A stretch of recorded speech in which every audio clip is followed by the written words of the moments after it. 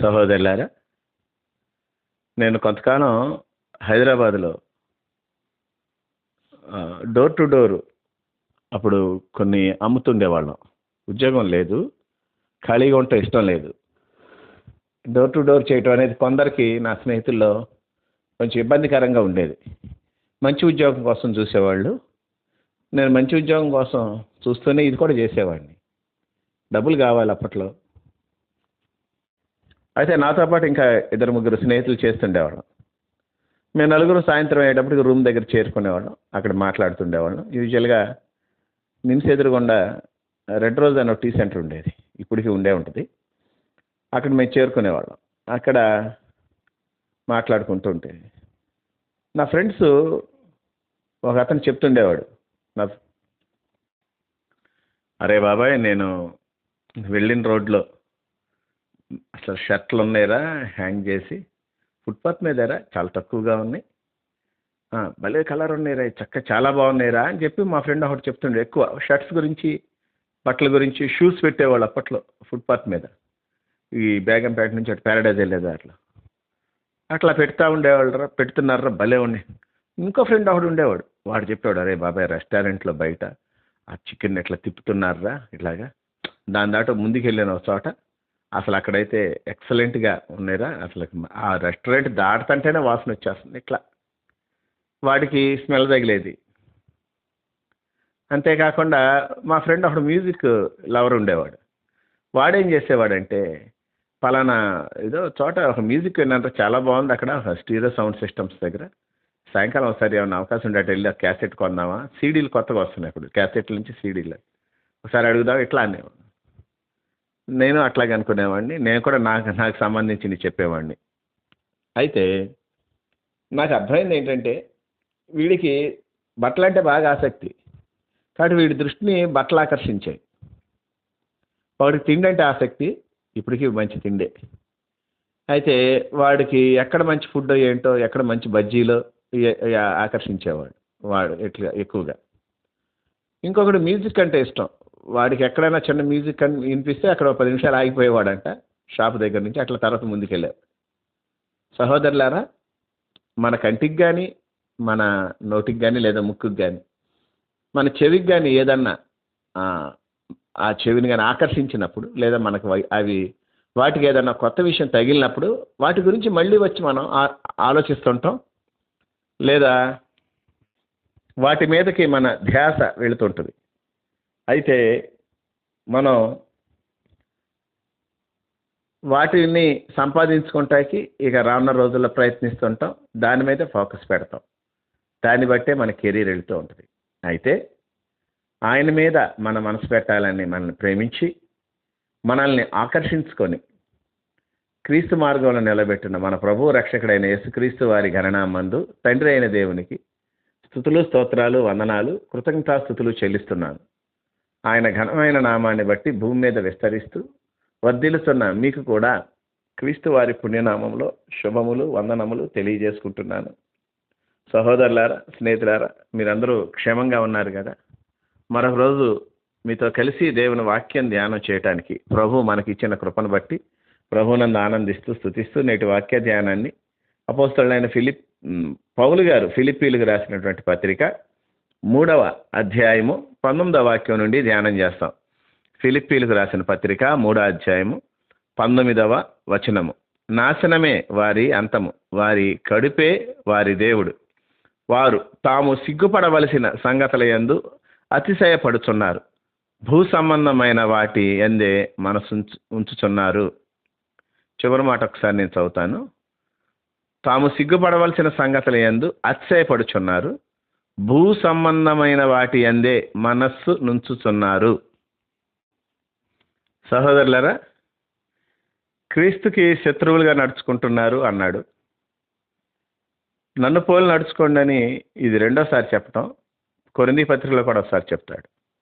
అంటే 17, 18, 19, 20 వాక్యాలను ఒకసారి మనం కాంటెక్స్ట్ వైజ్గా చదువుకుంటే ఆయన ఏమంటున్నాడంటే, క్రీస్తు శిలువకు శత్రువుగా నడుచుకుంటున్నారు, వీరి గురించి చాలాసార్లు చెప్పాను, ఇప్పుడు నేను ఏడుస్తూ చెప్తున్నాను అన్నాడు పౌలు గారు. సో వీళ్ళు దుఃఖం కలిగించారు.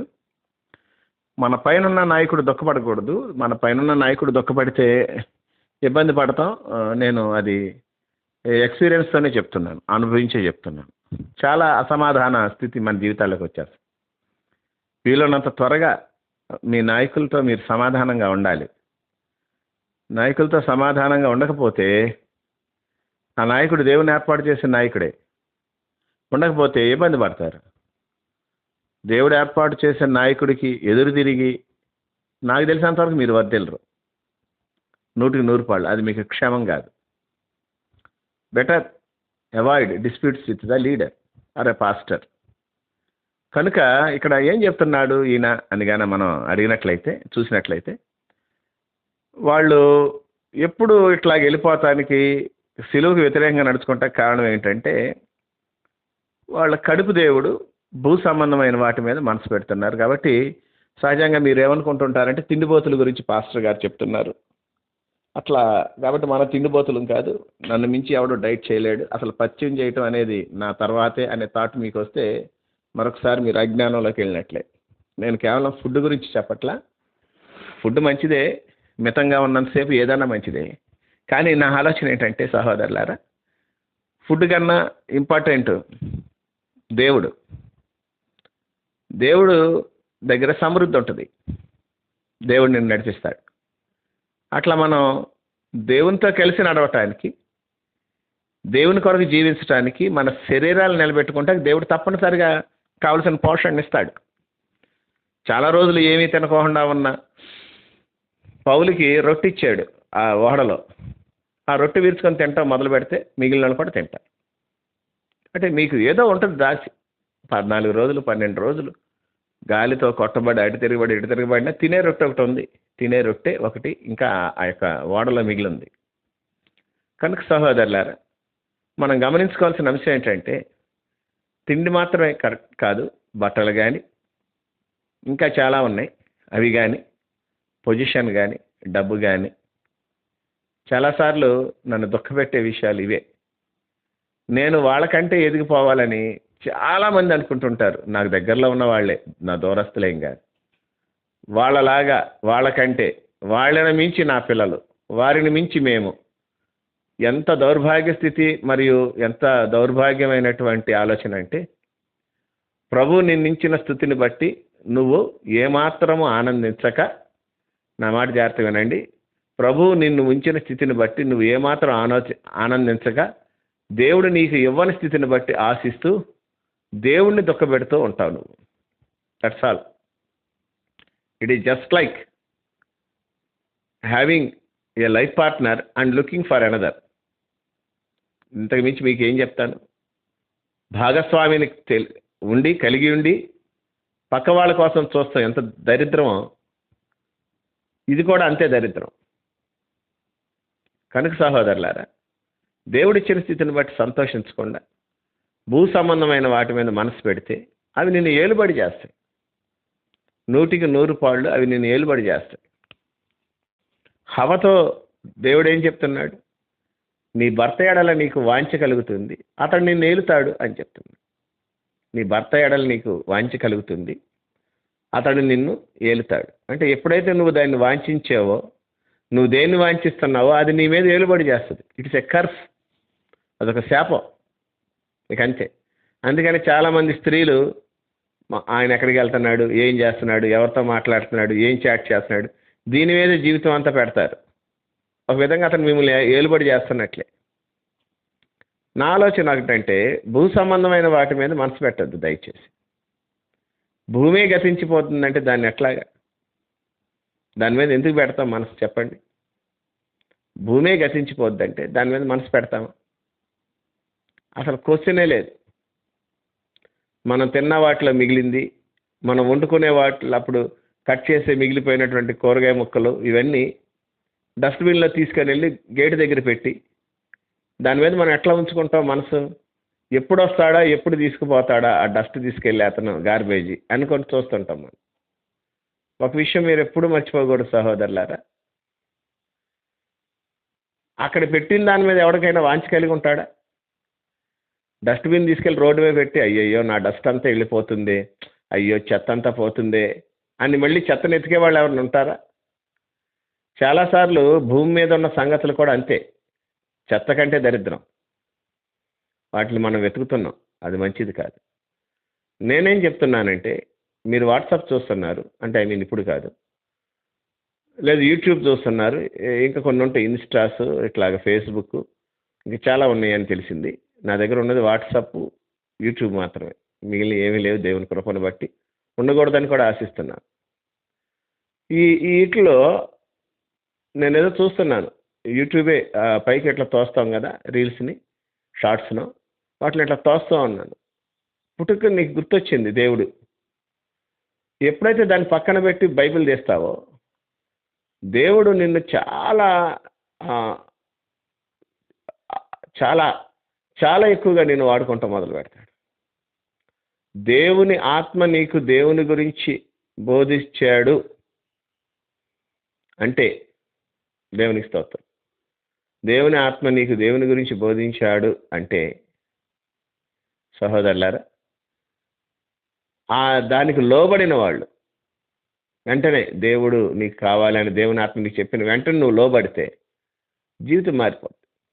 మళ్ళీ ఆ గంట తర్వాత మళ్ళీ యూట్యూబ్ గుర్తొస్తుంది పాస్టర్ గారు అంటే, గుర్తొచ్చినా దీని మీద మనసు పెట్టు. మెల్లమెల్లగా మళ్ళీ ఏదో తలంపులు వస్తాయి, మానేసి మొత్తం అయిపోతాయి, పనిలో పడతాం, మధ్యలో మళ్ళీ యూట్యూబ్ అనొస్తుంది. యూట్యూబ్ మళ్ళీ చూస్తూ ఉంటాం, లేదా ఇంకేదో నీకున్న వ్యాపకం ఉంటుంది నీకు. నేను చెప్పాను కదా నా స్నేహితుల గురించి, ఒకడు బట్టల గురించి ఉండేది, ఒకడికి బూట్ల గురించి ఉండేది, అదే ఇంకొకటి ఫుడ్ మీద ఉండేది, ఇంకొకటి మ్యూజిక్ మీద ఉండేది. అంటే నీ చెవికి ఏది శ్రావ్యంగా ఉందో, నీ ముక్కుకి నోటికి ఏది రుచికరంగాను అమోఘంగాను ఉందో, లేదా నీ కంటికి ఏది బాగా నచ్చుతుందో, నీకు ఆ కన్ను ఆశిస్తుందో, ఇవి నిన్ను ఎట్టి పరిస్థితుల్లోనూ అటువైపే లాక్కెళ్తాయి. అంతే. వీళ్ళు నాతో కలిసిన తర్వాత సాయంకాలం వీళ్ళ ముగ్గురితో ఎక్కడికో చోటుకి వెళ్ళేవాడిని నేను. రెండురా అంటే కొనటానికి డబ్బులే ఉండే కదా, చూసి సంతోషపడి వచ్చేసేవాళ్ళం. లేదా వాసన చూసి వచ్చిన రోజులు కూడా చాలాసార్లు ఉన్నాయి. అప్పటి పరిస్థితి కాదు. అయితే సహోదరులారా, అవి మనల్ని అంత అడ్మైర్ చేస్తాయి, అవి మనల్ని అంత ఆశిస్తాయి, మన మీద అంత ఏలుబడి చేస్తాయి. మరి దేవుని వాక్యం ధ్యానం చేస్తేనో, దేవుని వాక్యం నిన్ను ఏలుబడి చేస్తేనో, దేవుని ఆత్మ నడిపింపుకు నిన్ను అప్పగించుకున్నప్పుడు ఆత్మ నిన్ను నడిపిస్తానో, ఏది బెటర్ చెప్పండి?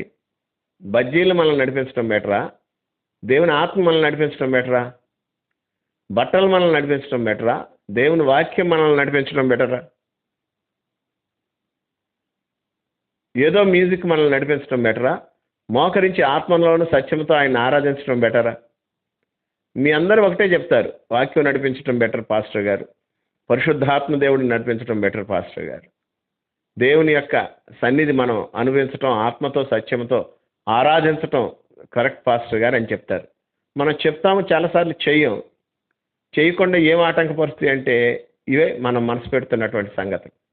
అందుకని ఇక్కడ పౌలు గారు స్పష్టంగా ఏం చెప్తున్నాడంటే, వారి అంతం నాశనం. కారణం ఏంటి? భూ సంబంధమైన వాటి అందే మనసు ఉంచుతున్నారు.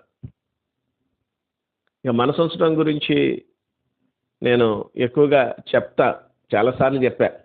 శరీరానుసారులు శరీర సంబంధమైన విషయముల మీద మనసుంతురు, ఆత్మానుసారులు ఆత్మ సంబంధమైన విషయముల మీద మనసుంతురు.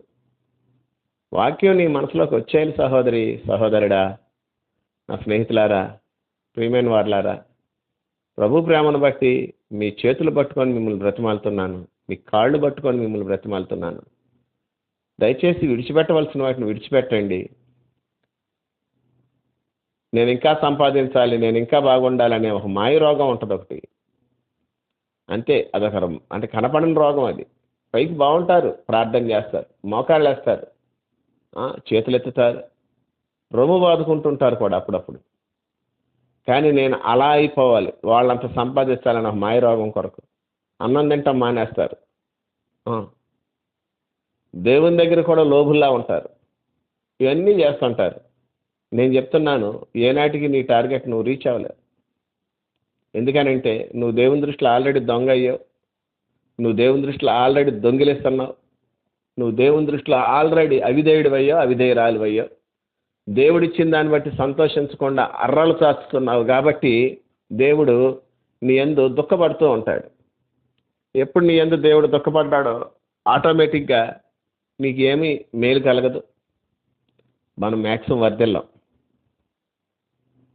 వారి యందు నాకు సంతోషం లేదు అని దేవుడు మన గురించి చెప్పకూడదు. కనుక మనం ఇప్పటికన్నా మార్చుకోవచ్చు. ఈరోజు మార్చుకున్నాం, ఏం పోయింది? నీకున్నటువంటి ఎక్స్ట్రా కరిక్యులర్ యాక్టివిటీస్ ఏదన్నా, లేదు పాస్టర్ గారు నేను ప్రతిరోజు ఒక ½ గంట చెస్ ఆడతాను, ఆడు, నేనేం కాదంట్లా. అంతకంటే ఎక్కువ టైం దేవుడితో గడపాలి. లేదు పాస్టర్ గారు 4 గంటలు చెస్ ఆడతాను, అరగంట అట్లా ప్రార్థన చేసుకుంటానంటే that is not our profession. వాళ్ళు చెస్ ప్లేయర్గా నువ్వు ఉండి ఏ డిస్ట్రిక్ట్ లెవెల్లో స్టేట్ లెవెల్లో ఆడితే ఓకే. అలా స్టేట్ లెవెల్స్ వెళ్ళి అక్కడ ఇంట్లోనే ఆటలాడుతూ ఉంటానంటే కష్టం. దేవునితో గడపాలి. నీ profession the very next God అని నేను చెప్పట్లేదు, కానీ నీ ప్రొఫెషన్ దేవుడు నీకు ఇచ్చిన దాన్ని చేయటకు నీ చేతికి ఇచ్చిన పనిని పూర్తిగా నెరవేరుస్తూ దేవుని పనిని మాత్రం ఏమాత్రం అశ్రద్ధ చేయకుండా మిగిలిన సమయం అంతా దేవుడితో గడపటానికి నువ్వు ఇష్టపడితే నువ్వు కట్టబడతావు, నీ కుటుంబం కట్టబడుద్ది, నీ ఆర్థిక స్థితి కట్టబడుతుంది, దేవుడు కూడా సంతోషిస్తాడు. కనుక అట్లాంటి స్థితిని మనం వాంఛిద్దాం. దేవుడు మనకు తోడై ఉండను గాక. ప్రార్థన. మహాపరిశుద్ధుడు అయిన తండ్రి, ప్రేమ కలిగిన వాడ, మీకే వందనాలు, స్తోత్రాలు, కృతజ్ఞతాస్తుతులు చెల్లిస్తున్నా. మరొకసారి నీ కృపను బట్టి మా జీవితాల్లో నేటి వరకు నువ్వు ఇచ్చిన నెమ్మదిని బట్టి, క్షేమాన్ని బట్టి, నీ కనికరాన్ని బట్టి నీకు స్తోత్రం. బలమైన దేవుడా, బలమైనటువంటి కార్యాలు చేస్తూ వచ్చారు. నీ నామహిమార్థం జీవించడానికి కృప చూపించారు. ఈ సమయంలో మేము ప్రార్థన చేస్తున్నాం ప్రభు, నీ కటాక్షం, నీ కృప మా జీవితాలకి దయచేసి నడిపించి నెమ్మదినివ్వండి. మా ఫోకస్ దేని మీద ఉందో మేము చూసుకుంటా కృప దయచేయండి. ఆ ఫోకస్ నిత్యజీవం వైపు నడిపించేదో కాదో తేల్చుకోవటానికి తెలివితేటలను దయచేయండి.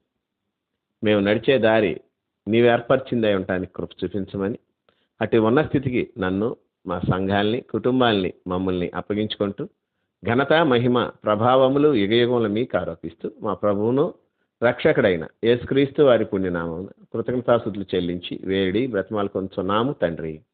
ఆమేన్, ఆమేన్, ఆమేన్.